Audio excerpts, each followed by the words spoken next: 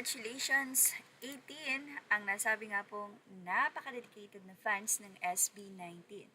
Dahil gumawa na naman sila ng kasaysayan, opisyal nang nagwagi ang 18 ang fandom ng P-pop group sa SB19 sa Billboard Fan Army Face Off 2026. At hindi lamang basta panalo ang kanilang nakamit. Ito na ang ika-4 na magkakasunod na championship ng 18 sa prestihiyosong online fan voting competition ng Billboard.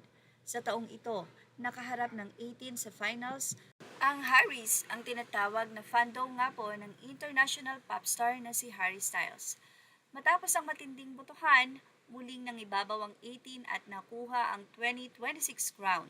Ang tagumpay na ito ay napakalaking milestone dahil noong mga nakaraang taon, tatlong magkakasunod na panalo na ang naitala ng 18.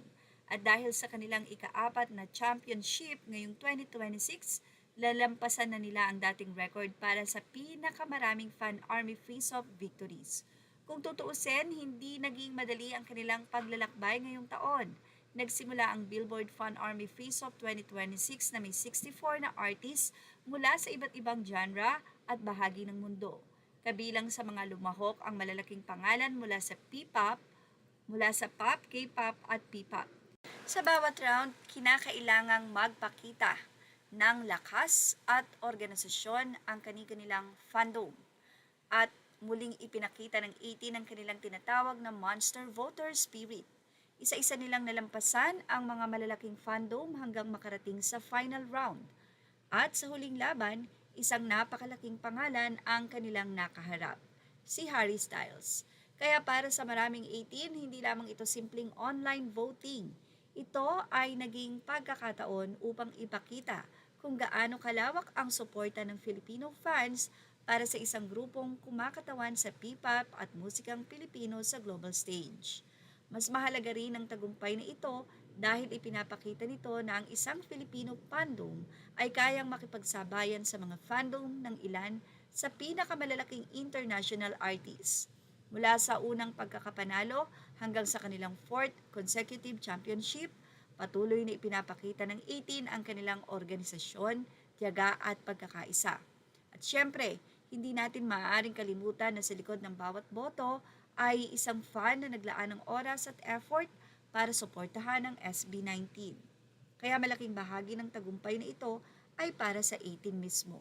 Pero higit sa tropeyo at record, ang magandang mensahe ng panalong ito ay ang kakayahan ng Filipino fans na magsama-sama para sa isang layunin. Hindi kailangang maliitin ang ibang artists o fandom para ipagdiwang ang sariling panalo. Mas magandang ipagmalaki ang tagumpay ng may respeto at pagpapakumbaba. Dahil sa huli, ang pinakamalaking panalo ay hindi lamang ang pagkakaroon ng korona. Ito ay ang pagkakataong maipakita sa mundo na may lakas ang P-pop, may suporta ang Filipino music at kayang dalhin ng mga Pilipino ang ating kultura at talento sa pandaigdigang entablado. Kaya naman congratulations, 18. 4 na sunod na panalo sa Billboard Fan Army Face-Off. Record breaker, 4-time champions, at muli isang malalaking tagumpay para sa SB1918 P-pop at sa Pilipinas. Images are all credit to the rightful owners. Thank you for watching. Please like, share, and subscribe. Congrats, 18.